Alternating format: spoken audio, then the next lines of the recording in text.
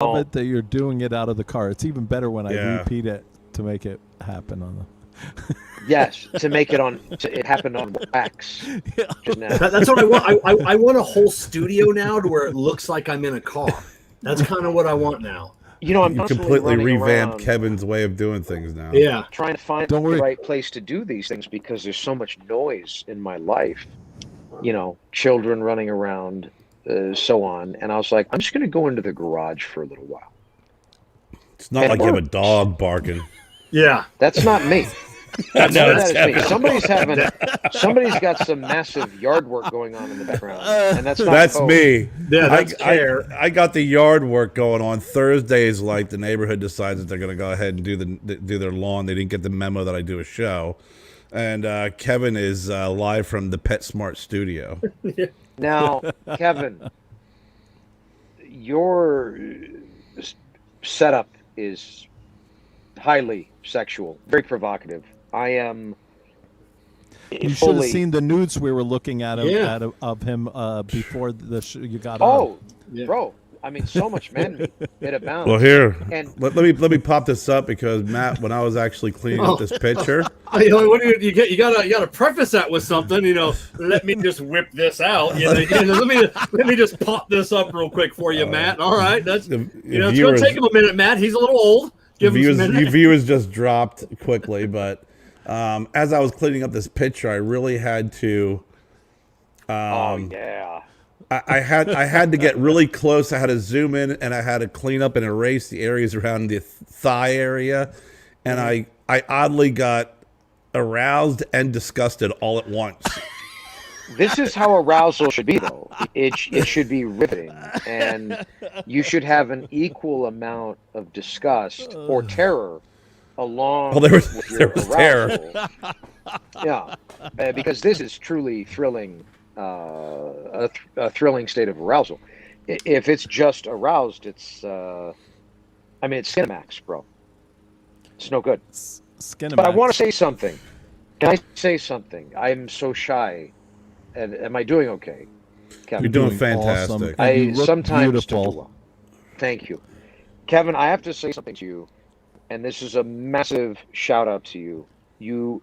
This cat is such a real one that when Daddy sends him man gifts, okay, he hangs them up and he proudly presents them, even though I hate to assume, and I wouldn't assume, but I would assume that maybe there are some companies that throw you a little, squanch to promote their products.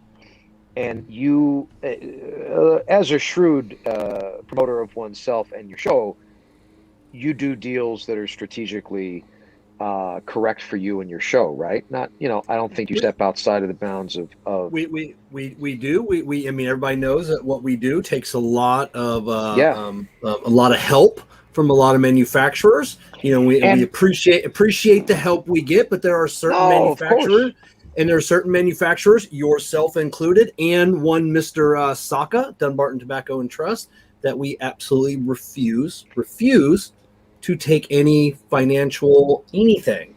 Not that I don't respect. Those companies are. If the company has $1 billion, I don't mind taking a little bit of that money. So yeah. I would like to say that our currency is BDE. Yes. And some lack BDE. I think everyone on this particular Cleveland steamer yard, as we call it, is chock full of that level of energy. And but shout out to the big companies that spend countless dollars because they lack the equity that people like Lars have authentically. So shout out to your marketing departments. Was that too cruel? Stop trolling my followers, you fucking pukes. Oh, sorry. Yeah. Wait a minute. I love that. That was great. Oh my god. I am really that professional. I'm sorry. I love it. It's okay. Traffic can really irritate someone. You're in the car. You know what? It's very You know what I'm frustrating. saying? It gets frustrating it But gets is it a car frustrating. or a You know what's boat? even more interesting is when people pull up on side of you and say, "Hey, just so you know, we've actually been copying your shit for years. We love you."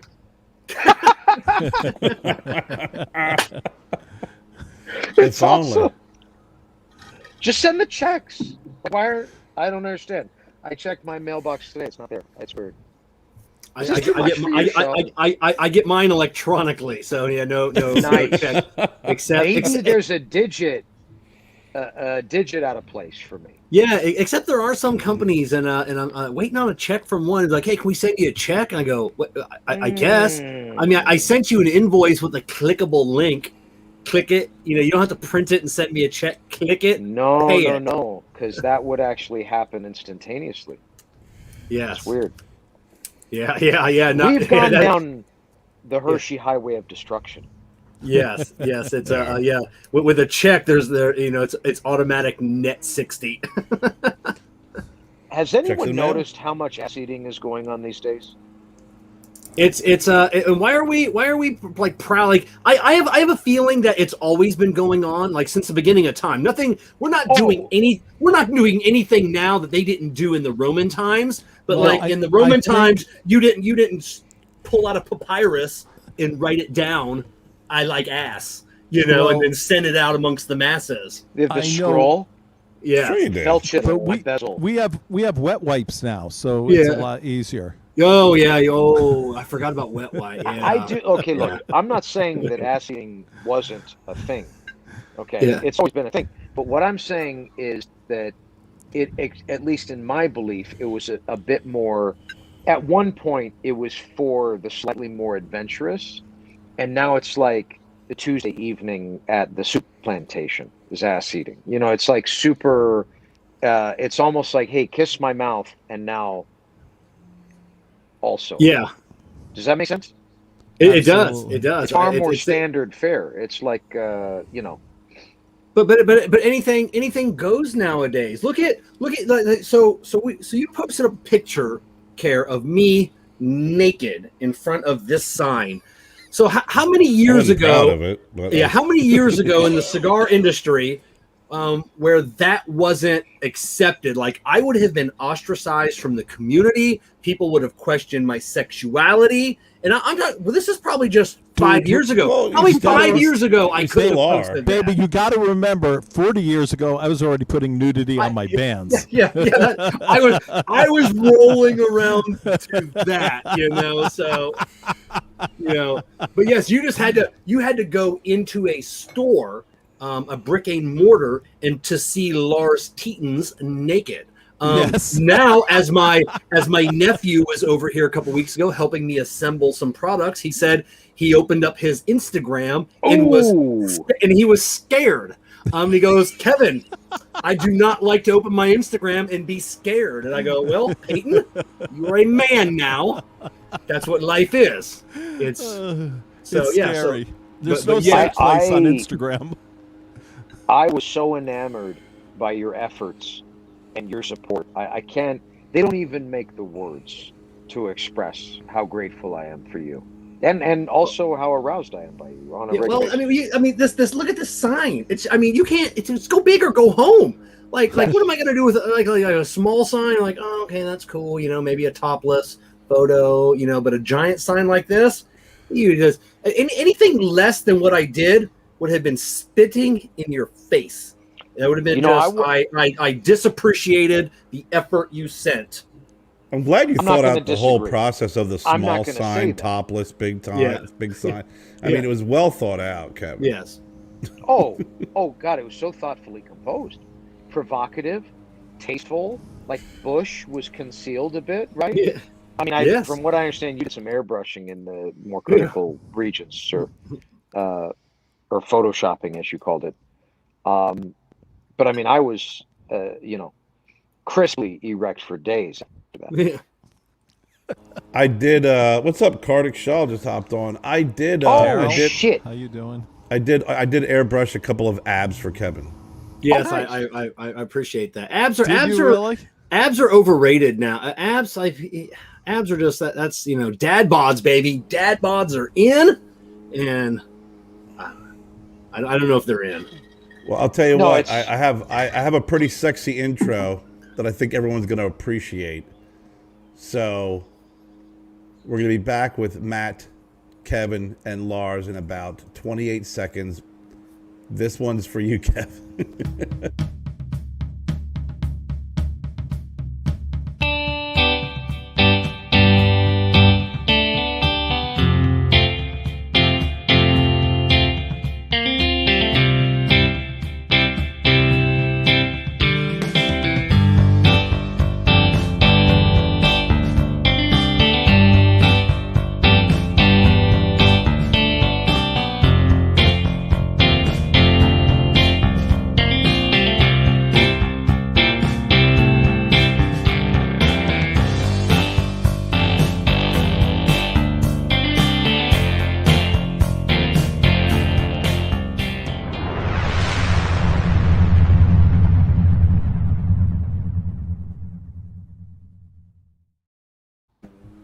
So I would like to welcome everybody. To the Hey, room- whoa, slow your roll.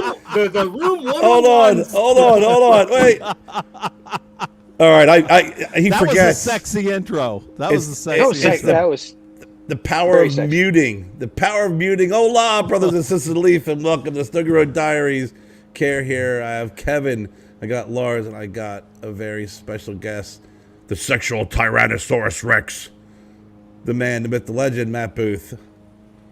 thank you. All right, Kevin, Thank you're you, thank unmuted you. now. So I would like to welcome everybody. I am Kevin from Cigar Prop, and we are coming to you live on the sunny Gulf Coast of Florida from the Room 101 Sex Dungeon, where our motto always is, smells like a fish, what a dish. Smells like cologne, you leave it alone.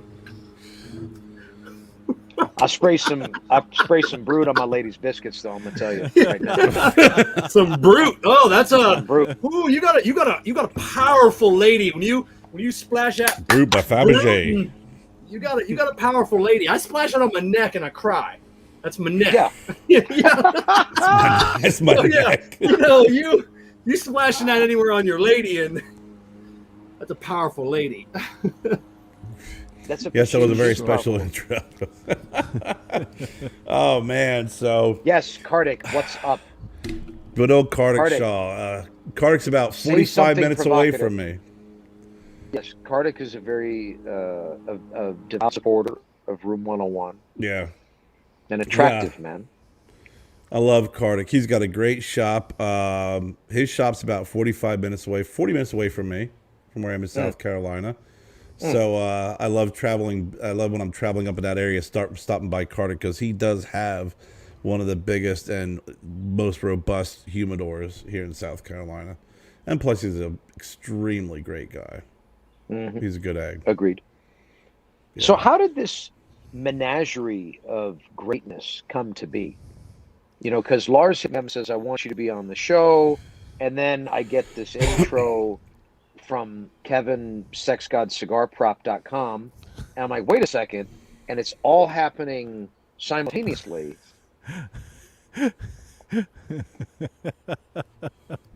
Well, I had to Kerr- read Kardik's. This is Yeah, tell what's me. up, our boy Des in England saying hello. Hey, he stays Des. up. He stays up. It's like midnight there. Well, this, quad of greatness has to start somewhere, right? And I'm not ashamed to say it starts with me. From there, the nucleus. Actually, Lars and I have been friends for a while. Kevin and I go back quite a ways, and we were talking about having different guests on the show. And Lars is like, "Hey, I want to have Matt Booth on," and Kevin's like, "Dude, he's incredible, great guy." And obviously Kevin's already did his photo shoot, so we were able to align this and have you on. I mean, I'm a fan of your cigars, and even was part of the Death and his Bucket jewelry. group. And his jewelry, yeah. I was part of the Limited Cigar Association's Death Bucket release, Nice. and was just blown away by that cigar. And that's really how we came about. So we just get together every Thursday night. We talk, we have fun, we talk cigars, we talk about whatever. Understood. No script, no questions, no. What do you talk about? Well, You talk about cigars. I mean, we have questions. We have questions. Aliens. Oh, I got questions. Reptilians, Vaccines. Reptilians, yeah. That's it. Anything. ass eating. We already Yes, have a Ass subject. eating. We Yes. got it. We've already covered that. It was a And shitty wet subject, wipes. but we already covered it. Yeah. I don't know that it's been covered fully. I don't know if it's been covered fully. It is a deep subject. It is a deep subject. So Especially Max, with somebody like Gene Simmons. And I did have the pleasure Oh. of smoking this evening. Bro. Oh, great Oh, cigar. yes. A little orb of pleasure for your treasure vessel there. It's nice. This is definitely a Put it in your delight. mouth. Yeah. Slowly. Just let me watch. Do it Do it. slowly. Do it gently. Do it slowly. Good. Do it slowly. Gently. You sound like Arnold Schwarzenegger. I've done that Yes. to cats at shops, and they're like, Yes. and then they won't do it. I'm like, that's weak. Yeah. Yeah. Weak. Like I'm flirting with you, and you won't even. Is nothing. Nothing. I mean, What did I some fly guys here have for? some guys have a hard time with that. They Expressing. don't trust themselves. They don't trust themselves. They don't because when they don't trust themselves around a man like yourself. You're handsome. You're charming. You're a wordsmith. So a lot of guys are like, oh hey, there's no guy that's gonna ever make me take my clothes off for him. And then it's like, you meet Matt Booth. You best. Yeah. They will fall. Yeah, in love. About 15 seconds later. Yeah, you best. Yeah. That's it. Next thing you know, you're like, yes. But what happened? Wait, what? Spaghetti straight to till it hits hot water. Frank questions your dedication, Kevin. Oh my god. Oh my god. Frank is questioning your dedication. He wants to know why you're not naked now, Kevin. You know, It's, a real player knows when to hold him, know when to fold him. You just can't give it up like that. Strategically, Not without Photoshop. yeah. You want to, yeah. You got to go over the OnlyFans. You want to see the. Yeah, no, and it's crazy. Like I'm so proud of you for taking this next step, man. I'm gonna be your first. I've never actually paid. There's enough visual content afoot on the internet. It abounds, so why pay? But for you, I'll pay all day. I'll pay. Kevin already got his first tip. Yeah. Nice. Kevin received his first tip. Just That's the it. tip. Nice. Yeah. Just the tips. $1. So Matt, I would like to go hop in the Wayback Machine because do you Do it. remember when you came across Lars Tetons? Not the man, the cigar, the brand. The where were you at? Where were you in your lifetime where Lars popped into your world? Like the human, the living being, The No, cigar. just flesh strapped to bone. just the or- brand. Where were you Oh, in the the brand? brand? And then maybe you Brand. saw that naked cigar band and So when I came into the game in 2008, right? And Lars was already, a legend, long since a legend, right? oh yeah. And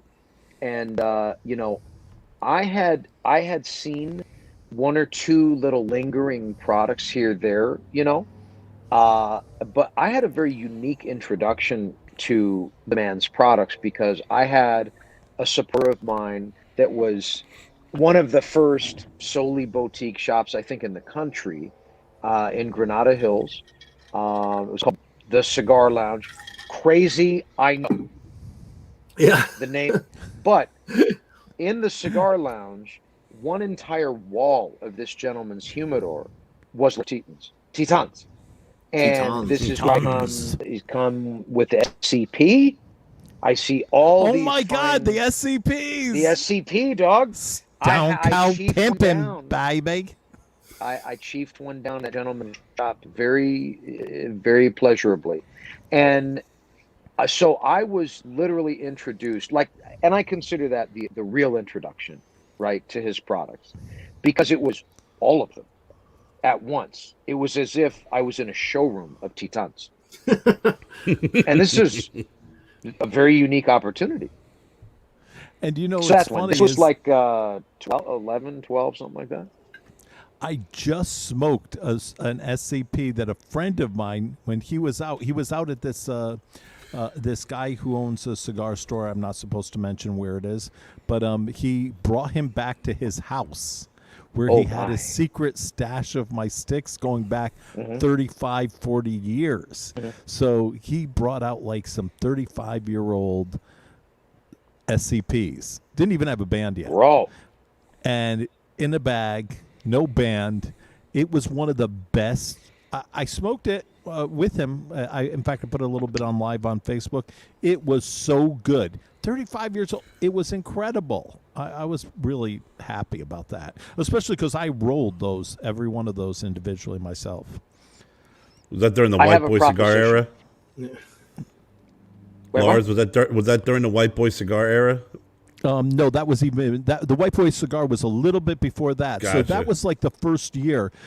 So I don't know if you know this, Matt, but when I first started rolling cigars, nobody knew my name. I mean, first of all, they gave me crappy tobacco to roll cigars with because they didn't want to waste it. And I had to create blends out of that. And then I would go around and get other tobacco and then make blends. But they didn't know my name for at least a year, so they just called me White Boy. Hey, White Boy, roll up these cigars. White Boy, do this. White Boy, do that. White Boy, mop up the bathroom, whatever. And so when they had my cigars on their counter in the front thing, in this like little stand-up humidor on top of their real humidor, they had a cardboard sign the guy wrote in one of the magic markers, White Boy Cigars. Now, I want to go back for a second, Lars. You made a comment, and then something that has never happened to me. Has anybody in the chat panel, anybody been in this room that's in this on the show tonight? You ever been into a lounge somewhere and be like, and the owner goes, "Hey, you want to go back to my house? I got some other cigars there." You know, wait, what? Yes. No, that's it. That does happen. Yeah, just get, if you just like to get in my van, just get in my van. We'll go over there. No windows. Some ice cream for you. I have a boat. I have a boat. Yeah. That has like never happened to me. Yeah. Many things. Yeah, I'm not dumb. Show me the candy first. You know. Yeah. So I have a proposition. I just thought of this because I've actually this week I got this fucking hair. Sometimes I just catch a case of the fuck arounds and then I just start going down the wormhole of whatever I'm thinking about. And I thought, I have a lot of really, really great friends in this business. And I mean, some of you, you know who you are, you're not, but everyone else, 99% great friends. And my treasure is that 99 out of the 99 are all my senior. I'm junior to all of them. And so we share a friendship, but I am also their fan simultaneously. You see what I'm saying? And it's a very unique position to be in. And many of them are so inspiring, so ultimately inspiring. And two people this week, I was like, bro, why don't we just do a fucking project together? Because I could kind of like fanboy masturbate a little bit, and then we could put something out that people would consume and enjoy, and it would be super unique and interesting. And Lars, I think we should make a variation on the Stone Cold Pimpin'. Oh yeah. I am 100%. becoming aggressively flirtatious with you on the internet right now. I am down with you on that, and I'll do anything with you, baby. Completely anything. I felt, what's interesting? I just felt adrenaline. That was the longest laugh after that comment, Lars. I felt it over here. I felt it. It's radiating. It's just it's moving out. Are you kidding me? When I saw Matt in person the first time, I was just like, wow, this is what a real man looks like. Whoa. Now we're talking.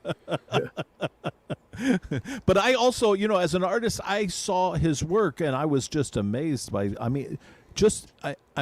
look, his cigars are great, but the jewelry he makes, it's amazing. Yeah. It's really amazing stuff. I appreciate and he that. is just a consummate artist all around in everything he does. He's brilliant.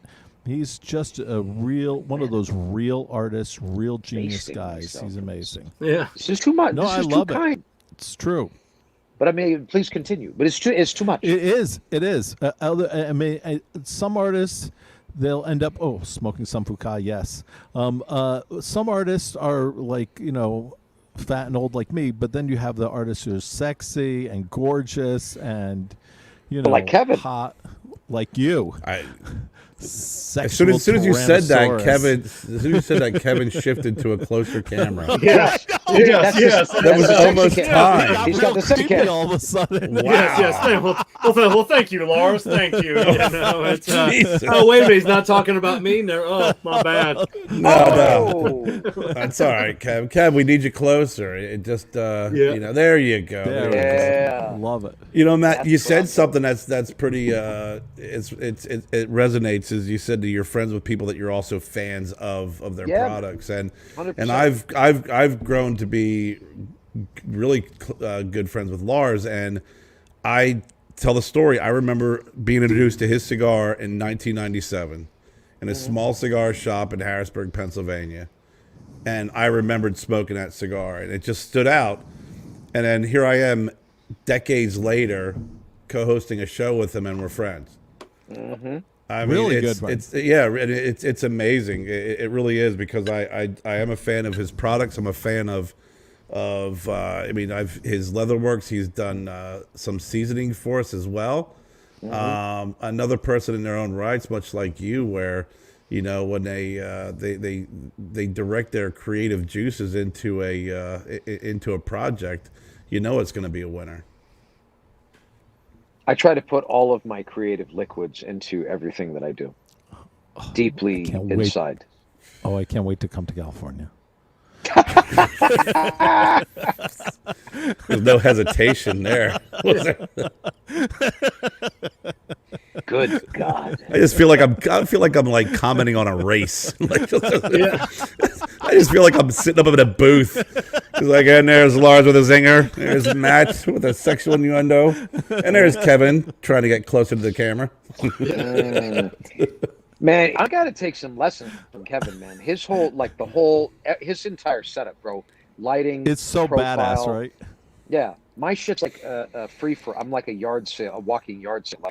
I sit down with my phone and do these things, and his shit is programmed. Yeah, but this is, I mean, this is what I do for not a living. I have a real job like everybody else, but I mean, if you're gonna do something, go out. I mean, if you're gonna do something, consistently, do it right, and do it right, and that's and that goes for if you want to be in the cigar media world or making cigars in general. How many people they don't even do it right? They want to start a brand, and then they go to this company and be like, I would like that cigar number 8. I would like you to put my band on it, please. Do it if you're gonna put something out there, a product, be it media or put you into it. That's it. Deep inside. Yeah, look at Kerr. Kerr has been rebranding for what has it been, Kerr? 6 months, 9 months?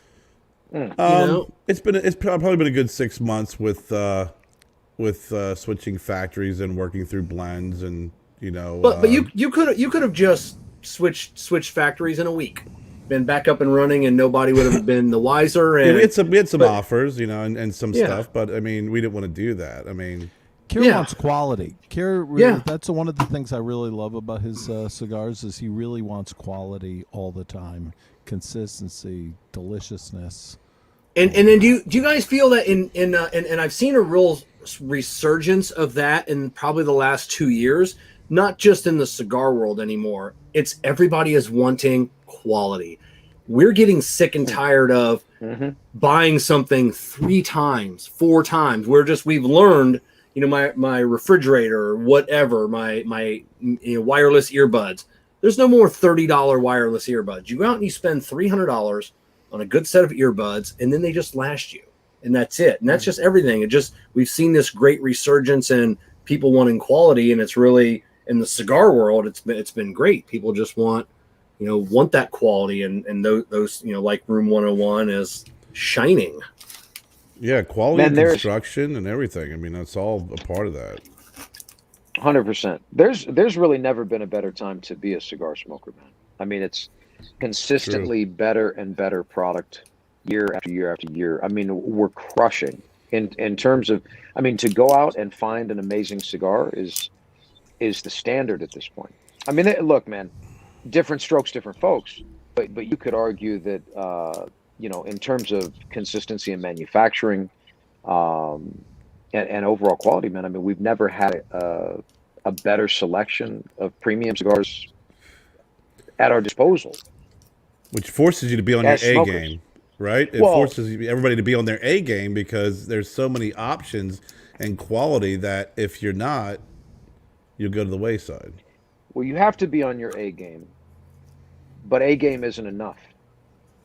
You have to have brand, and you Right. have to have something else because, man, I mean, if you could get a great cigar from myself, from yourself, from Lars, and 20 other people, you have to give people a beacon or a frequency that they can pick up on to connect with, Mm-hmm.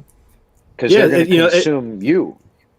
But, Yeah, no, definitely. it's like the old Head and Shoulders commercial. You only get one chance to make a first impression. In this world of cigars, when you walk into a lounge and you're hit with 1,000 facings of something, and and you choose a cigar you've never chose before, and it doesn't hit the first time, you potentially lost the customer forever. Dandruff. You get that one shot. It's You dandruff. done fucked up. That's it. Yeah, Matt, what vehicle? What vehicle? You're sitting in? Yeah, my man Daryl Iverson down here in Anderson wants to know what you're sitting in. This is my 54 Chevy hardtop. Wow. Nice. That's It's cool. awesome. Yeah. It's beautiful. It's immaculate on the inside. It's awesome. Thank you, man. Beautiful. I'm What's partial. the what color is? It's silver. Yeah, just like We in all painted the a Volkswagen. in all the photos, Kerr, the hundreds of photos that Matt has of that car all over Instagram and Facebook. That's cool. That's cool. Hey, Kevin, hey, Kevin. Instead of forwarding the photos of you nude, Damn. send me a couple pictures of the Chevy of the vehicle. Bro, we need to wait till I get next to that, and I'm gonna get Yeah. some naked photos in that That's car. right. I was Oh, just yeah. gonna suggest, bro. Lowrider magazine. That's it. You know, I'm gonna put my sweaty ass prints 1992. right on that car. You. Right on that Freaking car. get out the All over. plastic and put it down on the seats. Right? Yeah. This ain't his grandma's house. Yeah, hey, grandma's house. Yeah, that's it. Yeah. Kevin, you go sit on over there in that plastic. Hey, you know what I'm really interested. What's happening in California now that the coronavirus is like slowing up, or is everything opening up there now? Things are, yes. Oh, that's so cool. Yeah. LA was really hit hard by the whole thing. Orange County, not so much, man. Some of the outlying counties, not so badly, but LA was really, really decimated by it, especially downtown. So it's And good to has- see businesses, restaurants opening back up, all that stuff. Have you seen like a big exodus from of people out of LA, or Massive. It's not. It is, right. Massive. They're going I mean, they're look, going to Arizona and Texas, right? Well, now that And Joe Washington. Rogan moved to Texas. Arizona, Texas, Washington, Oregon. The difference is when we moved downtown, I mean, my office has been down there since the early 2000s, but I moved to be closer, in the mid 2000s. And this is when downtown, we were still homesteading downtown, There was far more, zombies than humans at that time. But it was Really? interesting ecosystem going on, right? And it was changing. Oh, downtown was in many ways an utter shithole for decades, but it was beginning to change. And the difference is that, I mean, and I so desperately love what was going on with my city, and seeing that change and that rebirth, like coming back to what was realized there in the early 1900s. A cosmopolitan city center. When coronavirus hit, I mean, the downtown area specifically, I mean, it went back in time easily 15 years. Wow. Because when we were there in the beginning, it was different. There was a swell population of people with a different temperament, and a different level of tolerance for certain things, and you got so many degrees away from that. I mean, there were loft apartments down there that are $10,000-$15,000 now. Crazy. It's like Manhattan. So the people that live in those places just aren't even wired to put up with that shit. So they just left. Wow. So I mean, and like fast, like within a couple months they were gone. So, but I mean, people come back. It's too New cool of a people city will not. come there. Yeah, for sure. Yeah. Yeah. Two down. Was that a downward vibe? We must uplift now. No, I actually, it was really interesting. I'm really fascinated what's happening with the whole thing of California, especially because it seemed like, and listen, I love the Joe Rogan podcast stuff. They're great. He's a great interviewer. He's a great dude. But it seemed like once he started to leave, he was bringing everybody with him. He was just like everybody was. Preaching the gospel of Exodus, right? Yeah. And it wasn't just LA. I think it was like major cities. So once he started that, I think he inspired a bunch of people from even New York City, Chicago, bigger cities that people were just leaving. Well, what was going on? I mean, when you think about what was actually occurring, it was. I mean, I know folks who've left, and I've seen the hot spots of what was going on during the coronavirus. It just wasn't a financial decision. It was also some folks were just, they couldn't stand being cooped up. When you live in a city like that, being able to walk around and be free and do what you could do. And now all of a sudden, now you're in your studio apartment all the time, or you're in a confined small, to your apartment. You're confined. And a lot of people just had to get the hell out because, you've seen, and I'm trying to pull us out of this down, but I'm going to do a shitty job of this. You talked about the increased rates of suicide and depression. People had to get out just to save themselves. Yeah, that's true.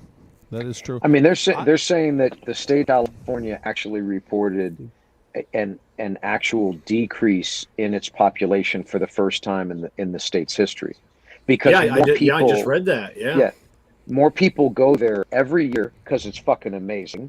I mean, you go to LA for 10 seconds, you walk outside, you're like, okay, I get it. I understand why, and, so more people every year go than leave, and for the first year, that was not the case. Pretty crazy. I love Santa Barbara, but I don't think I would ever get a place out there just because of all the fires.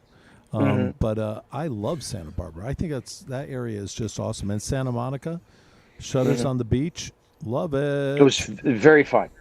Very fun. Yeah. We'll go have Bloody Mary there. We'll be like fancy ladies on a Sunday or something. Yep. I like the downstairs better.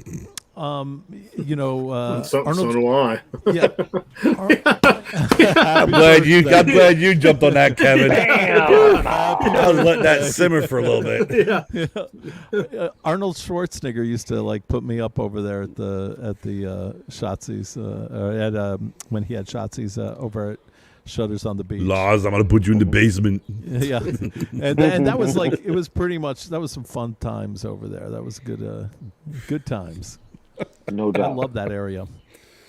Well, California is beautiful. I mean, it really is. I've had a couple trips out to San Diego, La Jolla, that whole area, and it's just gorgeous. And we've been to San Francisco once, but every time I've gone out there, you want to stay because it's. Like when we get the perfect weather here in South Carolina, when it's like 76, sunny, no humidity, it's gorgeous. It's like that all the time. That's just every day, bro. It's every day, and I'm like, day. I would love to have this every day. Well, that's what you're gonna get out in Orange County. This is it's just the perfect weather. Yeah, I'm East Coast guy, Miami. I don't know, but the farthest west I've ever been is New Orleans. I've never been farther west than New Orleans. So you gotta come on out, bro. I do. I would like to see California and compare it to, You'd like to see California? That sounded very Yeah. Very Amish. Yeah, that's it. Yeah, that's it. But I would like to I'd like to compare experience things like the internet in California. yes. I would like to compare Los Angeles to Miami. West Palm Beach, Boca Raton. I think we got it good over. We taxes. We ain't got any taxes here in Florida. That's what I like. Well, that's nice. That's nice. Yeah, that is nice. It's a bit more sweaty, but the taxes. Yeah. Yes. Well, yeah. What would you want? More money or less sweat? Yeah. I don't know. 76 humidity is better than 76 tax. Yeah.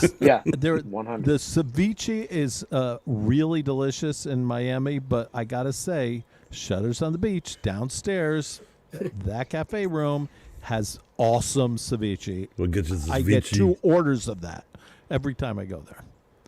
Even when I'm eating upstairs, in the upstairs, I'll go downstairs before I go have my dinner. Go upstairs and have dinner. I'll have 2 things of ceviche downstairs and then go upstairs. Tony Costa said, Kevin, Florida's not East Coast. Just FYI. Tony Costa lives in Maine. Tony lives in Maine. He's not even on the East Coast either. Maine is East Coast. Tony is That's South Northeast. Canada. Yeah, it's South Canada. South Canada. Yeah. Tony is That is closer close. closer to Greenland than I am to Georgia.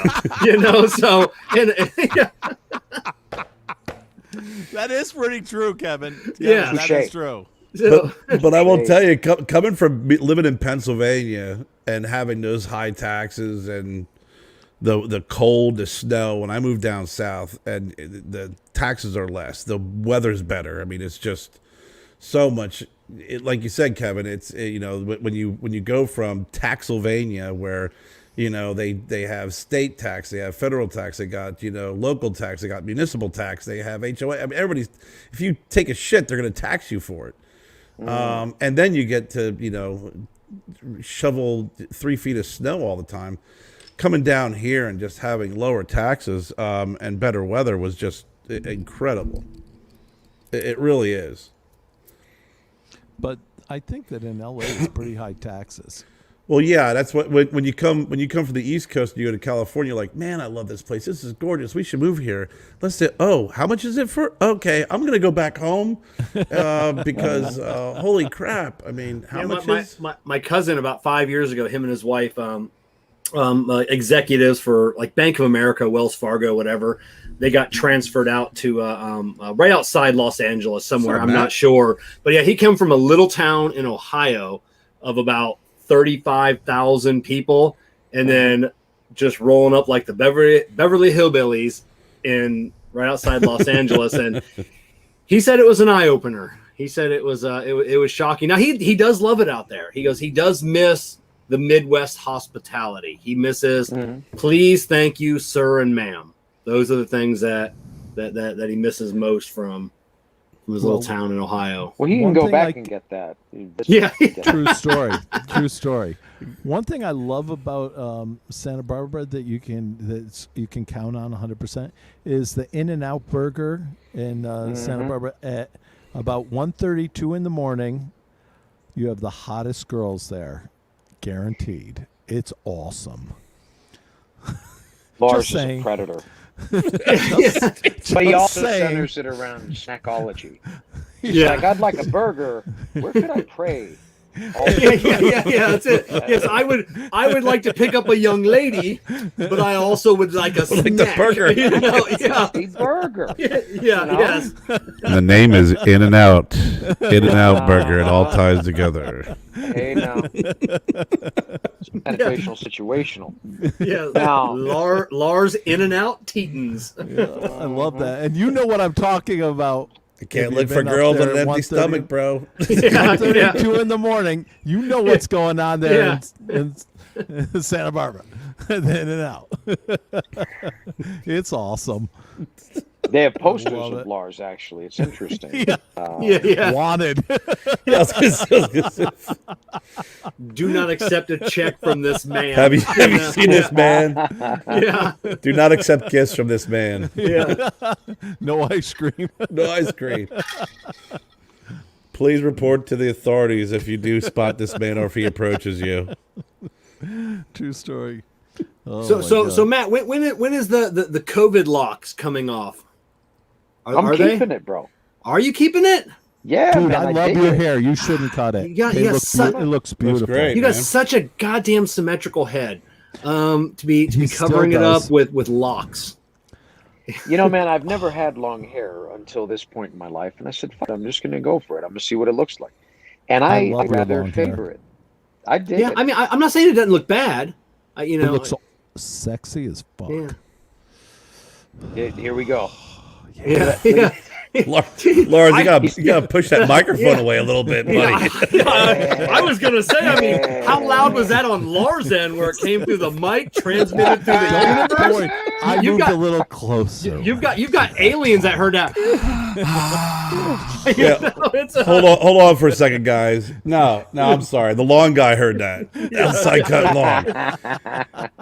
Now he's pushing his lawnmower without his hands right now. I have no idea what's going on over here. Shit! Get this party started. He's got a weed whacker. I'll say. Happy birthday. If I may be so bold. I'm very intrigued with what you're doing with your show, and I would like to know if you have anything. Well, and I understand that some things are, you got to keep at the hip, right? Because you got to surprise people. But like, is there anything coming up soon that we need to be talking about that's going on with your show? Anybody you're bringing on? Anything cool that you want to? No, I mean we've got a lot of cool guests each and every week. I mean we're doing a live tomorrow. We're giving away a bunch of stuff. We've had some like 4 videos where we've been just giving things away. Manufacturers approach us, brick and mortars. So we try and collect all this stuff. So tomorrow we're having a big giveaway show, and that's one thing that because we really got out of this year of doing cigar reviews. There's so many people doing cigar reviews. We really wanted to focus more on the social media, brand ambassadorships, sponsorships, influencing, whatever it is you want to call what we do, So in lieu of doing cigar reviews, I've just been giving a ton of shit away, because that's what we like. We just like giving. So we like making people happy. People, they get a trinket, an item, a cigar, an ashtray, and they feel happy, and that's just what we just like, making people happy. So we're just continuing our tradition this year, of giving stuff away. We've given away 3 big humidors. We've given away hundreds and hundreds of cigars, and so that's all, and then on the cigar prop side, we've got some cigars people are going to be seeing this year. We've got some working with some manufacturers, some brand owners. So you'll be seeing some. With that being said, you're never going to see a cigar prop cigar. I'm gonna tell everybody that right now. I'm not a brand owner. I don't want to sell cigars. That's not my thing. But I've been lucky enough to meet wonderful people like Matt and all these other wonderful manufacturers, to where we're doing some collaborations. We've got some cool stuff in the works. And why you don't call me, man? Why you don't call me? I've got why? Why? So I've got a little black book. Kevin? I've got a little black book of cigar brand owners that I would like to collaborate with. Matt, you were in that book, so I will have an idea or some a thought, and there are certain brand owners that I think can execute an idea perfectly, so not that you couldn't do this one, but I needed an engineer for one of these projects. I needed a nerd. So I'm like, who in the cigar industry, which I don't want to name a name, is like a nerd, and who is on genius level, like Einstein level. So I reached out to him for this project. Kevin. So thank you. Yes.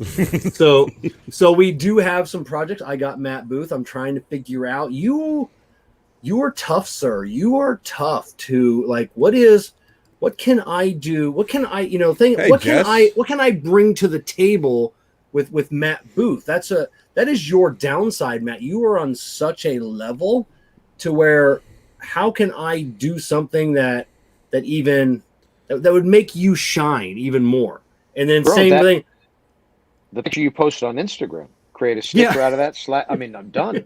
I mean, that's the Nice. brand. I love I that. mean, how do you shine, bro? You shine every day, crazy little diamond. You So sparkly one, so shiny.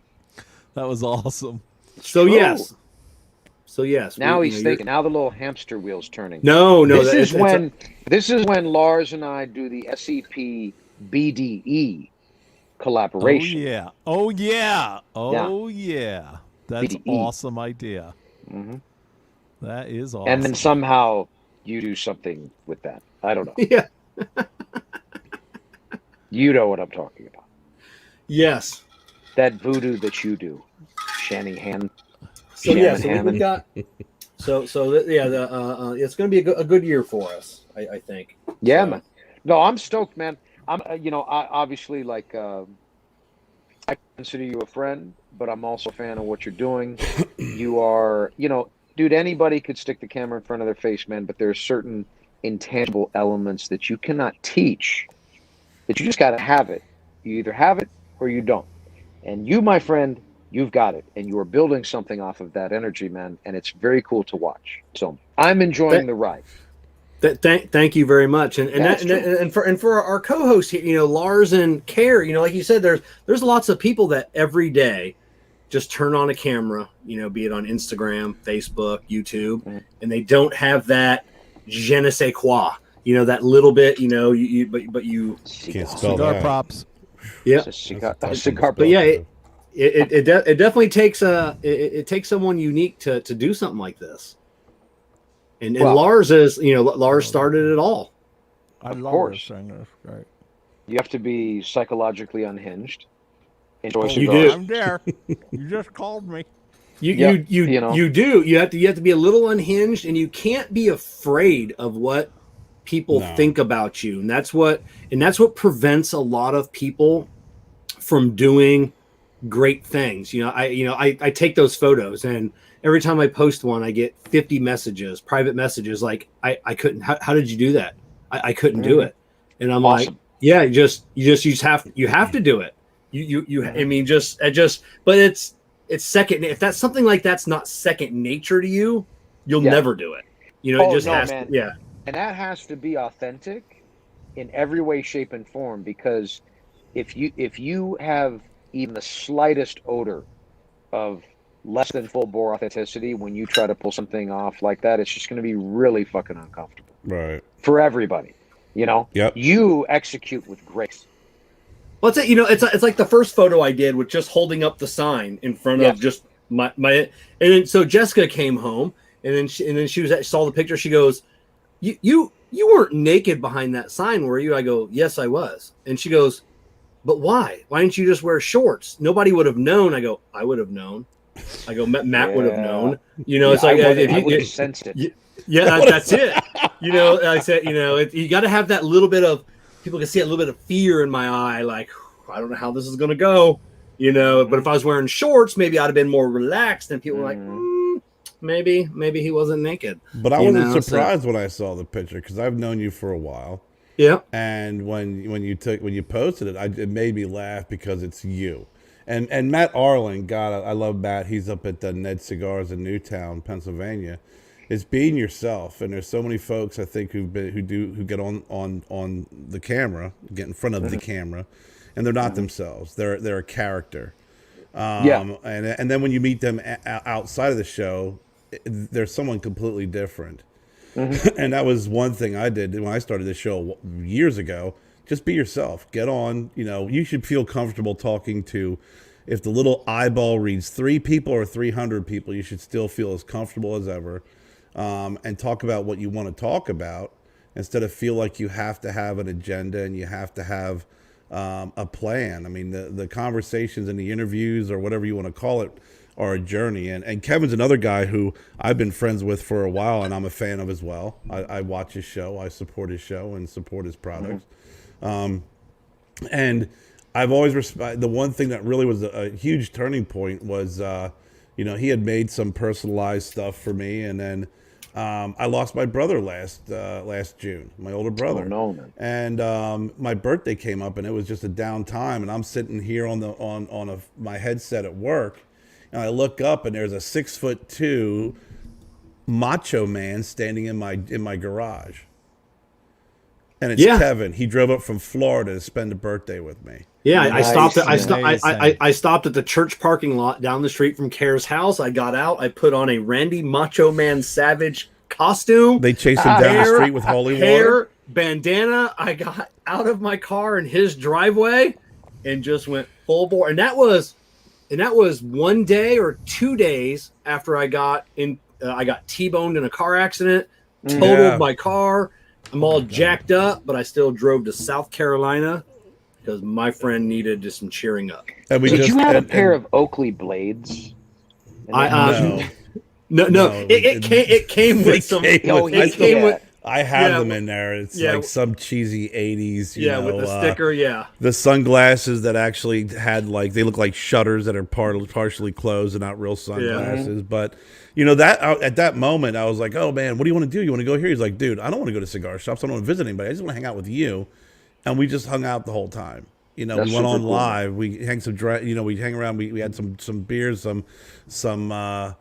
some rum and cokes, and just smoked cigars and just had a great time. So when you're genuine like that, that is really goes a long way. And the same thing with 100%. A lot of the people who supported my show throughout the years. It's just they appreciate the being genuine, and the folks I'm friends with are genuine as well. And just be yourself. No doubt. You know, if they don't 100%. like you, they'll move on. You know, if they do like you, they'll hang on and support you. That's it. And hopefully one day I'll get up to Lars and see the museum that is his house, you know, and I'll stand at the door. Up here. I'll just knock on the door and be like, "Yes, how much for entrance, please?" Here's my. I would like to take the tour of the. We got to go up because Lars is not that far away from where my dad lives. You know, he's pretty close to where my brother lived, right by the CI in Hamburg. So. You know, my dad probably lives about a good maybe hour and 15 minutes from Lars, but that's just hopping on 78 and just you know, connecting somewhere. You know, look, you got to follow the North Star, and then it'll be shining down upon the Casa La Lars, and then you just go in and have a great time. I'll be cooking for you. Yes, so Kerr, I'll come pick you up, and then we'll move on to Lars, and then you let me know when you make the move. I'll catch the flight.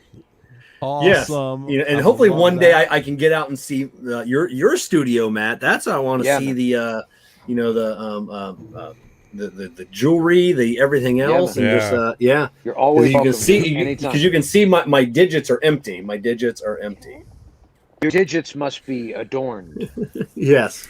We must adorn your flanges. I'd say my digits are empty, but they're more like sausages. Look at the very large on that ham hock. It is. It's like a catcher's. It's like a catcher's mitt. I think it's a size 14 ring. Not that I'm dropping any hints, but. Hey. Yeah. Yes, Des, being true, honest, and humble, and being humble. Sure. Not always announcing that you're humble. I mean, that's just when you announce you're humble, you're not really humble. Yeah, I try never to tell people I'm the most humblest. Yeah.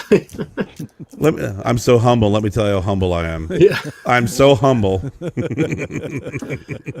Tremendous. So Matt, how's COVID been treating you in the cigar world? Are you up?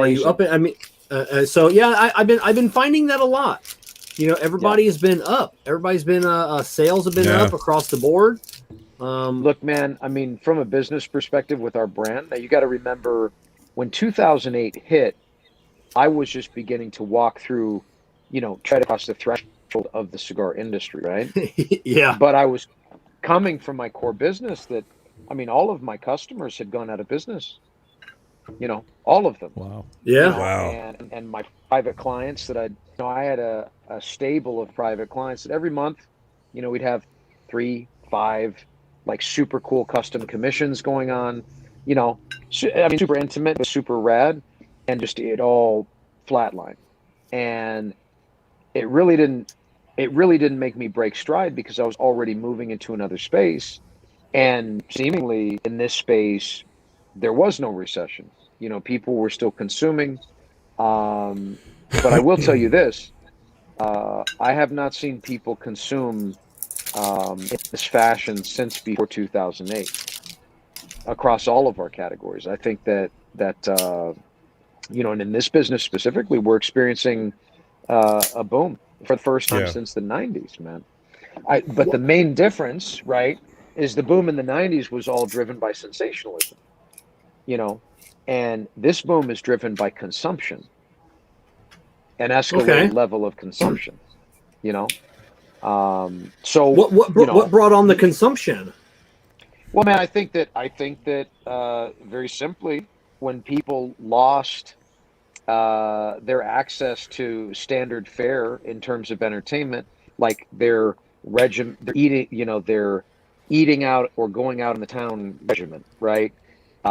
Summer travel, vacations, and their spending started to modify. They still wanted to feel good, right? And so retail therapy became a thing. And I think that this was a very scalable deal, right? Because on one hand, there's a family that's not going to the lake house for, that super cool 4-day weekend during the summer and going balls out. And on the other hand, there's some dude that's not taking his family of 15 on the yacht to Capri for a month, and all of them want to replace those experiences with things, right? It's more cigar money.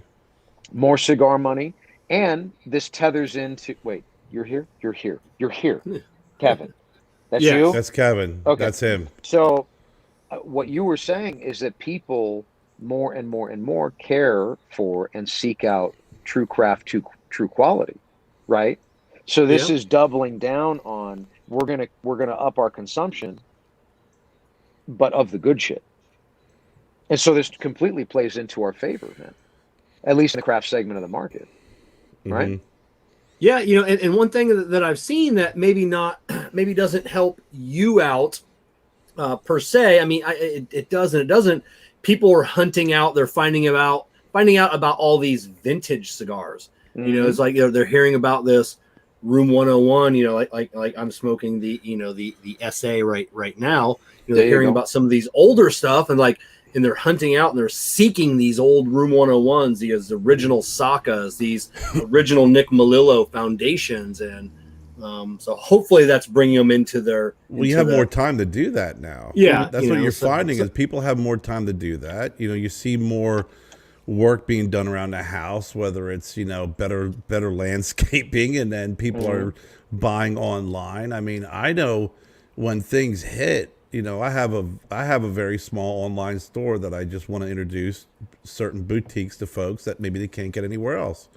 And, through in 2020 after March, it just skyrocketed. People wanted to, people were searching, people were watching online, watching shows, oh gosh, who's that person? Oh, well, where can I get their cigars? Okay, great. I can get a 3-pack from you. This is great. So you have more time to do this research and find these hidden gems that, maybe it was just easier to walk into a shop and look and see what was available to you versus really putting some thought into it now. Every time we've done one of our shadow drops, there's always one customer that buys the item. So our web guy, has to build out the item on the shop, right? And create whatever little nonsense drop-down menus are applicable to that specific item. Every time he's been doing that, because he'll build it and then he'll hide it until we release it, right? Yeah. Every time he's been building it, before he can hide it, someone buys it. Wow. It's just like 7 minutes, right? And so the third time this happened, I was like, fuck it, we got to start rewarding whoever the Mr. Early Bird is, right? So we start to include something extra for that first, customer. But it's interesting. I mean, it's just to kind of echo what you're saying. I mean, they're just on it, hunting. Yeah, I think you just threw that gauntlet down to Kevin. Well, I keep that first guy now. I keep checking back because I'm waiting on the black on black to come back. The hat. We sold out again. You were the last time I checked. Yeah, and it was yeah. I thought we got more. I'll have to check. I'll have to check too. So, because I'll throw it out there right now. There is not, and I'm just going to throw this out there. There is not a manufacturer that does swag like Room 101. You guys care. You know, like how many manufacturers out there they don't have hats, and if they do, they're fucking trucker hats. And which I'll wear a trucker hat occasionally if I'm smoking a cigar and I got a matching goddamn hat. But I want a fitted hat. I want a fitted hat with a goddamn brim that I can put a level on and have that fucker be straight as an arrow. And I want a quality. I want a quality shirt. But there's so many manufacturers that don't produce swag. They don't produce hats. They don't produce shirts. Well, and people clamor for them. Here's the deal, though. A lot of people produce things that they know they're going to give away for free. We don't give any of that away. We sell it because. Yes, I know the purpose of that. and I greatly appreciate your support. And I have given you I think Jessica just posted. She knows that too, Kevin. Yes. But I want people to treat our merchandise differently, and you treat something that you have bought differently than something that is given to you. You are right. And if people buy it, I can actually make them better shit. I don't have to worry about, I have to, get X amount of shirts or hats that I'm just going to give away that people are going to shit all over because they were free. We can make there's quality. There's a difference between there is a difference between an $8 whatever hat from whatever manufacturer, and there's a difference between a $40 Room 101 hat. I mean, it's it's when it comes to hats, there's no budget. I'll spend $40, $50, $60, $70 on a hat. I don't care. You put that hat on the table next to a New Era hat. I'll take the Pepsi challenge tomorrow. That's the quality of that hat. Yeah. Mm-hmm. And matching banana hammock. Yeah. And that rolls all the way back into people wanting quality stuff. We're tired of having shirts that the third time it goes through the wash, it has a hole in it. Just a good heavy quality, heavy duty shirt. Yeah, I've had that conversation before about when, years ago with getting into the cigar industry and noticing that everybody always likes to wear something that is representing the brand that they like or the brand they're smoking, or it doesn't matter. I mean, Marlboro and everybody made tons of money on swag. And you see it with beer, you see it with liquor, and artisanal lotions. Artisanal lotions. Yeah. But I've there was something that was really missing in the cigar industry for the longest time. And I've always felt that was a no-brainer, especially with some of the great artwork that some of the products have. Why wouldn't you want to put that on a quality T-shirt or a quality hat and show it? I mean, I got a free hat one time at an event, and it looked like an iron-on like a hat that you could get at Hobby Lobby. I'm thinking, this is a great logo. Why would you just cheapen it by doing that? It doesn't make sense. Because they knew it was going to be free. Well, yeah, it goes back to your point. If you're doing free, you're going to say, okay, what's the lowest possible overhead that we have to do, because we have to take into consideration, and maybe we could build in like a $3 T-shirt into our, spread it out, and it won't be necessarily free. But when you do get a good quality hat like Kevin's wearing, or like some of the stuff that, and Jennifer, my fiance, we produce shirts and stuff, and we're always making sure that we want to have good quality material, because we've actually gone through companies and we've gotten a product that we felt was not up to par, and we won't use them anymore. They were cheaper, but if the logo is going to fade or if it's going to shrink, we want good quality stuff so people are proud to wear it and can keep wearing it. Yeah, now, Lars, you've been doing this a long time. What was the swag in the 80s? Late 80s. I mean, I'm just saying, like I said, because it's you don't see hats and T-shirts from whatever manufacturers from back then. He had Lars parachute pants back in the 80s. Yeah, they had the Lars. That's dope. That's dope.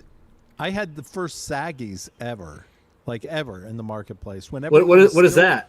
saggies where the pants were like hanging out down almost to your knees. Oh, okay. And the underwear was showing. But I really created the very first saggies that were ever in the marketplace. But I did a whole line of clothing. So I had golf clothes. I had regular streetwear. I had casual wear. But I was even doing like sweat clothes made out of all cashmere jogging suits, and cashmere tennis wear and stuff like that. You've got to be comfortable in your skin to be go outside in a cashmere, jumper. It's tantalize your nipples. Absolutely. Yeah, and you got to have things in position, if you know what I mean. Things. Absolutely. You got to have your ducks in a row to be going outside in a cashmere, tracksuit. That's have those ducks in a row. Absolutely. Hey, Kevin, did you ever see my T-shirts from back in the day? No. Oh yeah, I should have been arrested for those. They're terrible. They were so outrageous. You couldn't even get away with that now. It just wouldn't be possible. It would have been a real problem. Walmart would be banning them. Yeah. Oh, forget about it. Every cigar store would ban them. Back in the day, they just didn't even know what to make of it because it was so crazy. And I never had like cigars really in my advertising, except like when one of my partners, I had two girl partners that were back in the day that were in my company, and they had very sexy posters that were up in the cigar places. And then I had that nude girl on the toilet. I'm sure you guys have seen that one. Where she's I'm a fan of both of those things. Yeah. Yep. So, I mean, I had some crazy ass art in the beginning, and then none of the T-shirts were like, okay, so one of the first T-shirts I had out, like in the first three, was for the cigar company. I had like a mother nursing a baby, and it said all-terrain cigars. I dig it. Yeah. I dig it. You'd remember it. Didn't even make sense. Yeah. And then I had like this little boy and this little girl, and the little boy, he's turned towards the girl, and the girl has a little T-shirt on that has a little heart on it, said "I love Lars," and then the boy, you can see he's like pulling his pants down and showing, has his dick out, and it says just Lars Teton's Fat Cigars. Whoa. Yeah, it was just bad stuff. It was really bad. Yeah. So, I mean, now I get the arrest. Yeah. That was my T-shirts. They were really bad, and that's just the lighter. I'm not even going into the rest of them. It was all bad stuff, but it was just so crazy that it was so provocative that like a lot of store owners would just not even want to carry my product just based on the posters and the T-shirts. But you have to go ahead and be able to take that step into really just saying fuck it, and like I'm going to go so radical, and I'm just never going to talk about cigars, and I'm never going to have a cigar in my stuff, except for one. I had two aliens on it. They were both smoking my cigars, and then a little caption saying "Earth, the only place to buy Lars Teton cigars." That's so far. That's fucking brilliant. I absolutely love that. I dig that one. I bet Lars has a satellite. He's already sent a bunch of Stone Cold Pimpins out into the galaxy as a the first intergalactic outreach from our world. Lars Teton's. Tons. Oh, Matt, the next package I'm going to send out to you, because I totally forgot to send this, and I want to send this out. It's some vintage stuff that I had done when it was probably the second, third, fourth day that I was rolling cigars. Okay. And I just was trying out a couple of them the other day, and I was really surprised how it hit me because, back in the day, nobody was using Ligero. I was like really the first one to use Ligero because I could get it free, and I didn't even know what I was doing, so I got free Ligero because people threw it away, made compost with it, burned it. Nobody used it, and I just used that as a lot of my filler. And I think it was so strong that people didn't even want to go ahead and be involved with getting something that strong. But now, Yeah. Now you know, people you're love like it. 30 years ahead of your time. But that doesn't Oh yeah, surprise me. yeah. Now people are, that's what Can't they get enough want. of that shit. They're Yeah. clamoring for Exactly. to be knocked on their ass. Mhm. And that's what that's what people want. And People which don't- area has the best? Yeah, people don't want Connecticut. Well, I mean, they still say Connecticut's are the number one selling cigar, but I find that hard to believe because you meet everybody in the cigar world. 99% of the people say they don't like Connecticut. Yeah, how the hell is that still the number one selling cigar? Well, I mean, it is in mass, dude. I mean, the people that are buying, it's all like, birthdays, weddings, golf. Yeah. I mean, they're sold in mass. Yeah. You are more plugged in, like in terms of finger on the pulse, right? And that's just kind of an overarching thing in cigar sales. So, If that makes Matt, sense. we talked about cigars. We talked about jewelry. You have Room 101 gin. That's correct. That's correct. I'm intrigued by the gin and how that came about because I like Scotch, I like beer, but I do like a good gin. I know love Kevin's gin. over there with his rum and rum only. We'll let you slide on that one, Kevin. 'Cause I you're am so a handsome. simple man. I am a simple man. Yeah, no, we launched Room 101 Gin in 2017, actually with our friends at Fox Cigar Bar in Gilbert, Arizona. They were the first location to carry our product, and we've expanded. Do they still carry it? I'm just gonna say. Absolutely. Okay, so To this day. Yeah. So Rob's my boy. I'm getting because you can't get Room 101 gin in Florida. Yeah, So he has. so- Well, no, you can. You can order it direct to your door from Don's Liquors in San can Jose, you? California. They will ship to Okay, Florida. That's awesome. Yeah, Okay. yeah. And but Rob would probably give it to me free. well, that's between y'all. Okay. I love Hey, he that. bought the hat. He can get a bottle for free.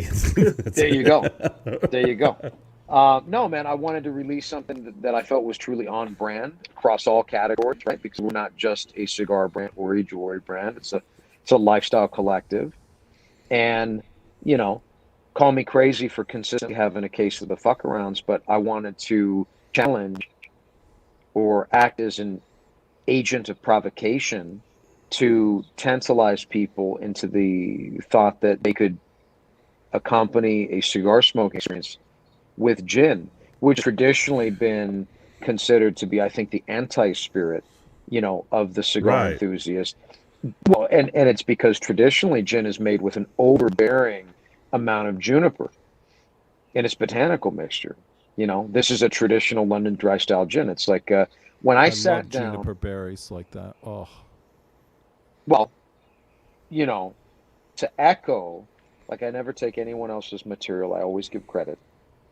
So with the distiller, when I sat down to blend with him the formula that was to become Room 101 gin, I was explaining to him how I understood very well that for it to technically be gin, there must be juniper.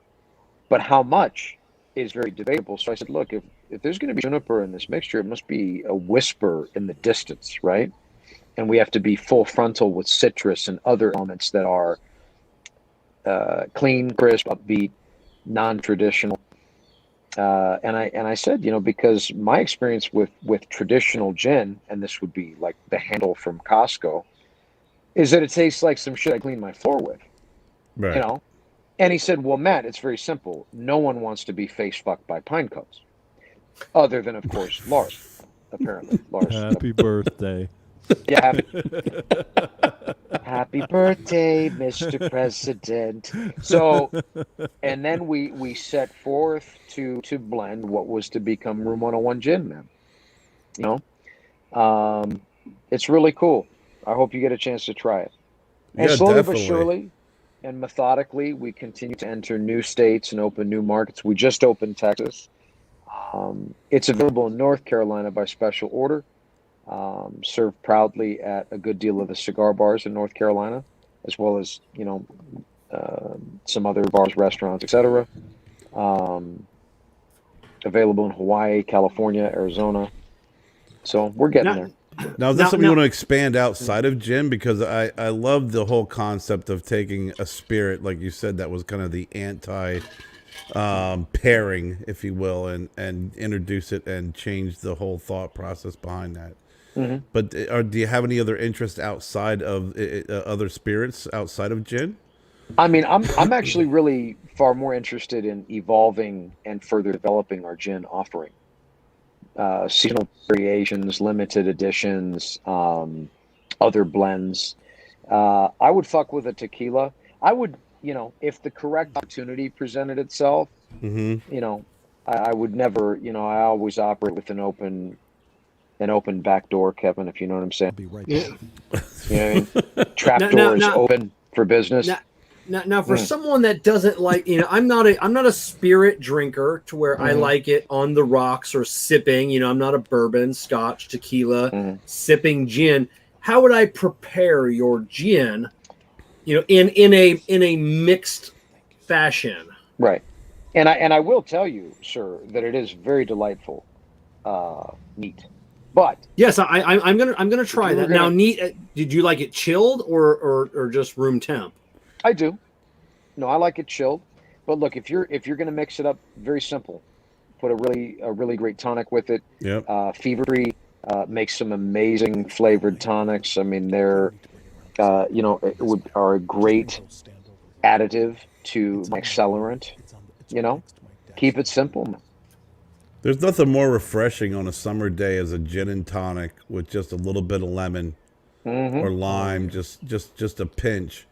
And I can see that. I mean, I had chilled vodka and smoked cigars with chilled vodka, just straight up, and just found that incredibly delicious. It was very much it would cleanse the palate as you were smoking, and you'd take a sip. I mean, it was amazing. So I could see a really good gin, a flavorful gin like you're talking about, mixed with just a simple tonic, being very refreshing. See, I grew up with Snoop Dogg telling me it must be drunk with juice.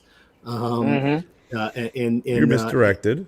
That's only with blunts, though, Kevin. Yeah, gin and juice. I don't have a hood per se near me, but so gin and juice. It's that chronic that it goes with. Is that what it? Okay. It is. It's the gin and tonic goes with, or the gin and juice goes with the chronic.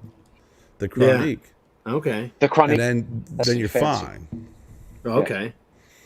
Now that's look, in the outer hood. If you guys try a really good gin drink, it's great with if you mulch up or mash up a little bit of basil and a little bit of mint leaf and just a very slightest little bit of stevia and gin. Oh my God, it's so good. That sounds like a gin mojito. Oh, it's delicious. A little bit of mint and some. I'm a big fan of basil. I'm a big fan of basil and the basil threw me off. The basil threw me off. Not gonna lie. No, the basil can be really refreshing. It really does. I do like basil. You don't hear that. You don't hear that a lot. You don't hear that a lot. Not a lot of people say basil. It's quite refreshing. Kevin, you would laugh when we go to our pizza place down here, which is one of the only places that you get good pizza. When we ask for toppings, I ask for fresh basil, and they give me a container of fresh basil, and I will break it up and put that on my pizza. Okay. Well, that's on a pizza. Awesome. Yeah, it's on pizza. Yeah, but fresh basil is kind of can go with anything, man. I gotta go. You gotta go. Okay. Baby? I gotta extract. Things are happening. I love you, brother. Thanks for coming on, man. Do we need to cover anything else before I bounce? Anything you want to cover. Anything you want. Man, I'm just honored that you had me on, man. I always appreciate when anyone takes the time, man. That's all. We're honored to have you on. Are you kidding me? It's awesome. Very grateful that you took the time to do a very unique show from the inside of your vehicle. That is awesome. It proved to be a very nice studio. for me. Very much so. Yeah. Very much so. And then I'll leave you, Matt, with so you may hear a rumor going around the cigar industry that you and I are dating. I started the rumor. So just in case you I was gonna say, I know where that rumor came from. just in case you hear it, don't be surprised. So I will. Because I started that respond rumor accordingly. a year ago. Yeah. So yes, just don't. It's just been a ticker on Kevin's show on the bottom, Yes. scrolling. Yeah. Don't know where it came from. Yeah. That's fantastic. I wouldn't have it any other way. I have an Amazon registry for Matt and I just in case, So We appreciate my gifts and household. Kevin, I did get you guys the matching ball gag. So it's nice. Perfect. So there's been a shortage of those. Yeah. Oh my God, that was awesome. Thank you, Matt. Thank as you, always. man. It's a pleasure, man. No, of course. Have a good man. one, bud. I love you guys. Love you, you guys brother. take it easy, and I will see you again very soon. Thank Yes, you sir. so much for Thank coming you. on. Love See ya. you. That was pretty much A lot of awesome. fun. Yeah. It's always great, when you get when you get people like Lars, like yourself, and you get someone like Matt that's just open about everything, and it's not just it's open about yourselves, your sexuality, your just everything. People are so afraid nowadays to even talk about anything taboo, and it's great. I get teased. Like, I'm just laughing because Matt left, and now you've gone to that camera shot of you far away. Yeah. Well, I'm gonna get everybody to see the beautiful background. And Lars, as soon as you get off, there's going to be a camera shot from across the street. potential, we've got some potential people up front. I'd like to showcase on my stickers on my laptop. I know where I am in the world of being sexy, Lars. Yeah. You get off, it's going to be a shot from down the street at the stop sign. Yeah. And this is my house. It's the one with the porch light. So Kerr, thanks, you bastard. You. So sometimes I feel like I'm treated the way possibly Lars was treated in the 90s, and I'm honored by that. I'm honored. People, they make fun like, Kev, what is going on with you, Kev? What are you talking about? Like that man is, and I'll say, like, I can find men attractive, men handsome. Men are just there. I mean, there's no man alive as beautiful as the most beautiful woman, but people don't, they have a hard time saying that. I don't know. Actually, I have Give a him hard 10 years. but I have a hard time with when you say that I'm never mentioned at all as being one of those handsome men. That's where I get offended. I have said you were handsome. I know, Lars. I'm not talking about you. Yeah, I'm trolling from Kevin here, but apparently he's faithful to Matt. With that being said, Lars, that's like your mom telling you you're handsome. I mean, it just it's like you're such a handsome man. It's just like you got to say that. All right, well, thanks, Mom. I am kind of looking like my mom the older I get. So yes, Kevin, that was a kick in the balls. You got Pete Johnson and Matt Booth. Name one someone else that's more handsome than those two men.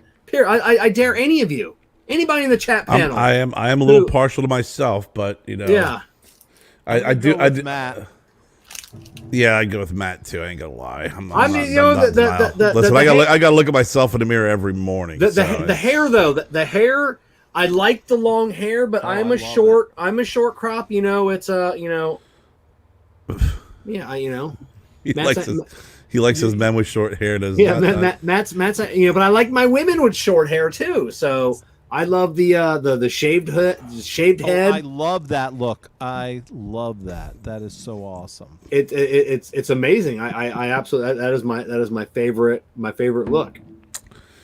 I think time for me to do my thing. No, I think I'm a little offended, but okay. I will get over it because, like I said, before Lars, I don't think you're ugly. I don't care. I'm just busting your balls. Okay. Yeah, you're not an ugly man. No, I have very strong Neanderthal traits. Manly man. I'm a manly man. I realize that. I realized I would have thrived somewhere, during the Dark Ages in a suit of with a bear skin and a big hammer or something. I realize I'm a man out of time. Okay. I'm a man out of my. I should have been back then. Wasn't there a movie like that? Something Out of Time. Yes, there was, but Superman it had nothing. was in it before he became a cripple. Yes. Okay. Yes, it has nothing to do with a fat man on a cigar show vying for attention from his friend for some odd reason. Yeah, I know. Yeah. We said man out of time, and then Superman. That's pretty good. Yeah. Yes. There's a direct connection between me and Superman. Yeah. I don't know what it is, but listen. Before Lars does his musical outro, I gotta run. The Broadleaf Bullies has been a podcast that Kevin and I have been doing with Jess and Jennifer, our significant others, our fiancés, the loves of our lives, our inspiration.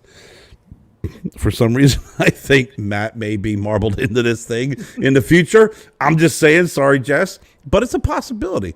But we just finished our first season, and it's literally it's a podcast of us. It's like group therapy. It's like couples therapy. We start off with a topic, but then we just talk about everything. We have so much fun. All kidding aside, it's been such an honor and so much fun to be able to have that time with you and Jess. And we're going into our second season, and we mixed up our theme song a little bit. So here's a little taste of what to expect in the second season. It's Proudly Bullies talking shit. It's Proudly Bullies talking shit. It's Proudly Bullies talking shit. It's Proudly Bullies talking shit. It's Proudly Bullies talking shit. It's Proudly Bullies talking shit. It's Proudly Bullies. That was awesome. I think during that time, it's probably the only time you'll ever see Kevin that's a little less animated, and I'm kind of like all over the place. Yeah. It is definitely different from the shit we're doing. So, Lars, I see you have a guitar in hand, which means the shoulder is well enough to hold up and hit a couple of chords. Just barely. It still hurts, but I'm gonna do it. All right, well, take us on out, buddy. All right. Can you hear it? We can. Yep. Okay, good. Are we gonna do some dipping and smashing? Oh, you know it. First we gonna dip, then we gonna smash. First we gonna dip, then we gonna smash. First we gonna dip, then we gonna smash. Yeah, first we gonna dip, and then we gonna smash. Yeah, out in the parking lot, you're bopping on the top. I put your legs on my shoulders, and you're gonna pop. I keep you coming till you never wanna stop. Then we pump the bass up and let the beat drop. Yeah, first we gonna dip, then we gonna smash. First we gonna dip, then we gonna smash. First we gonna dip, then we gonna smash. Yeah, first we gonna dip, and then we gonna smash. Yeah, into the living room, I take you to the couch. Bend you over the back and turn that pussy out. Your legs start to shake while I hit that haze. Then you roll off the couch and lay there in a daze. Yeah, first we gonna dip, then we gonna smash. First we gonna dip, then we gonna smash. First we gonna dip, then we gonna smash, yeah. First we gonna dip, and then we gonna smash, yeah. 3 days out, and we never left the house. I keep you coming till you turn that pussy out. You feel like you never wanna leave, then you throw my button up on, wipe your mouth with my sleeve. First we gonna dip, then we gonna smash. First we gonna dip, then we gonna smash. First we gonna dip, then we gonna smash, yeah. First we gonna dip, and then we gonna smash, yeah. First we gonna dip, then we gonna smash. First we gonna dip, then we gonna smash. First we gonna dip, then we gonna smash, yeah. First we gonna dip, and then we gonna smash, yeah. Outstanding. Dipping and smashing. Lars, So much, brother. this is probably the first time I've asked you about your music. What is dipping and what is the smashing? Okay, so do you want me to tell you how I wrote that? That's a really I funny most story. certainly want to hear So how do you you remember write. that- Kevin's on the edge of his fucking seat. Look at him. Do you remember that girl Amanda who was on the show with us the other day?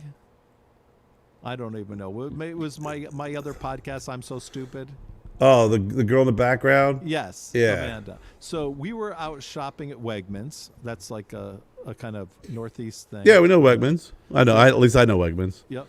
So we were out shopping at Wegmans, and there was this couple there, and they were like talking. This guy and girl. Guy was straight, but acting very effeminate, and they were just talking about dip, and that they had to get some crackers and chips and what they're going to have for this dip for this wine party they're going to have. And it was just like so ridiculous sounding the way they were talking about it. I just, for some reason in my head, decided I was going to walk by them and start doing this. I made it up on the spot. And I was just like, first we gonna dip, then we gonna smash. First we gonna dip, then we gonna smash. First we gonna dip, then we gonna smash. I just started doing that, and that's how that song happened. And then Wegmans called the security. Yes. Now, They all know me there, so they don't even bother. They just are like, oh, there's the crazy Now, guy. Lars, do you find that's where you get, I mean, like your inspiration? You know, okay, so for me, so I was off, work for 4 months at the end of last year because of my car accident, and I felt like constricted, like I couldn't think, I couldn't be creative because I have to be out in the world, and that's when all of these ideas and come to me. Are you the same way? Like you're out and you think, are you always taking notes? Not so much. I basically, when I'm ready to write a song or do some music, I just sit down and it's more like mechanical. I kind of like, I get a basic concept most of the time, and then I just try to put it together. And it usually is pretty quick. I'm a pretty fast songwriter. It's usually about 2 to 4 minutes, and I'm done. Fuck. No, yeah. that's it. Yeah.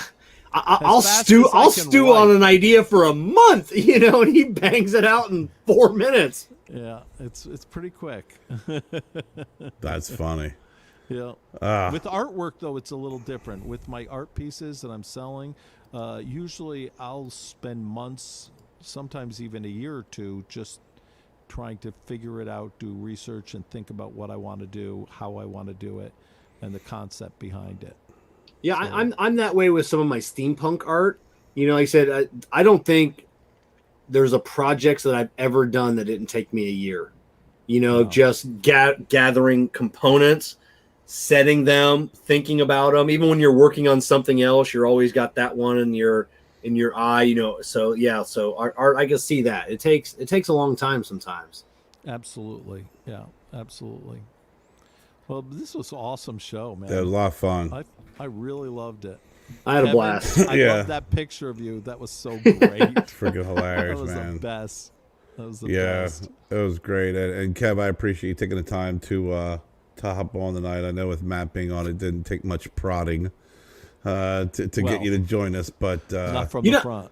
Yeah, not from yeah. the front.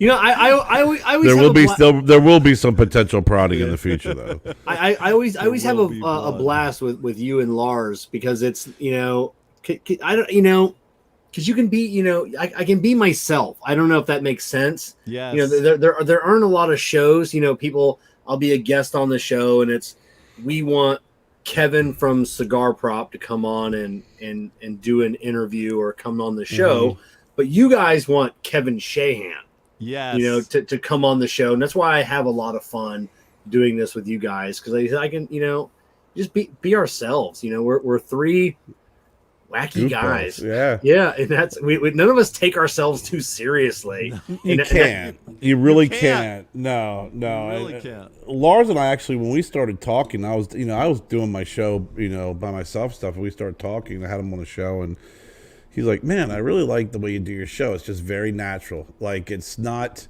like you said, you can be yourself. I want people to be themselves because you actually find out, you'll learn more that way. If you ask Ken questions, it's fine. You can hit all the check marks. But if you get into a situation where you're just, there are no expectations, no real expectations, and you're just genuinely having a conversation and you want to learn more, you will learn more because a good conversation like tonight about Matt, it was really interesting learning that why he chose gin. Yeah. Because that was in my head. I'm like, this guy's creative. He's done all this stuff. Why gin? Of all of the drinks that people pair with cigars, why gin? And now I know. Yeah, I mean, because you can phone it in with a scotch, a whiskey, a bourbon. You can beer. I mean, even beer or coffee. I mean, give me a fucking break, right? Yeah, I mean, you can just phone in that order, and you can have it be your own. And yeah, he could sell a whiskey, a bourbon. He could sell that too. But yeah, it's but a gin. And I used to be I haven't had his. I was on my phone. Or I ordered some of his gin. I went to Don's and got a bottle coming my way, because as a bartender, I would make gin cocktails for people, and usually it was just gin and tonic or gin straight. That's all it was. Right. I wasn't a fan of gin at all, but hearing his story, and it's just like, I mean, I'd kind of like to experiment a little bit with some gin, and I'll take Lars's advice. Muddle up some, some basil and some mint, and we'll see how it goes. Yeah, it's amazing when you do add a little bit of basil. I've had vodkas that use some gins where they add some some cucumber, and that's so good. For some reason, it always reminds me of like we watched the Big Bang Theory. They had cucumber water. He's like they take the two blandest things in the world, the blandest liquid and the blandest vegetable, and you put them together, and it tastes horrible. But I've always liked that cucumber. It's just so refreshing, and a good gin and tonic is really refreshing. And it was interesting to hear about, how the juniper really is, it kind of goes against and pushes against, when you're smoking a cigar, how it pairs, how when he said, and he's got such a crazy ass way of saying stuff. It's like, I just wanted a juniper, a whisper in the background. Yeah. I'm just like, God dang, freaking write some Room 101 freaking cards or something. I mean, I was just, when he said that, I'm like, what? That makes sense. It's kind of like, when you talk about cigar blending, it's like, well, I want this flavor, but I just want this. I want this in the background. I want some peppery notes, but I want pepper in the background. I don't want to be in the forefront because it'll be too overwhelming. And it was really interesting to hear how he came up with that blend for his gin. And I know I looked it up. They have it at Total Wine and More. So that's something I want to look into as well. Yeah, he was talking about that and the junipers, and Lars was talking about the mint and the the basil. And I was thinking about how a good gin like his, and Lars, I don't know, you're more of a spirit connoisseur, like muddle some rose petals. I wondered how that would go. I have done that, but listen, you know what the best thing I did was, I used to every year. So the past few years I haven't done it, but like for over 20 years, every Valentine's Day, I would have a dozen, a box of chocolates that I made with a dozen rose martinis.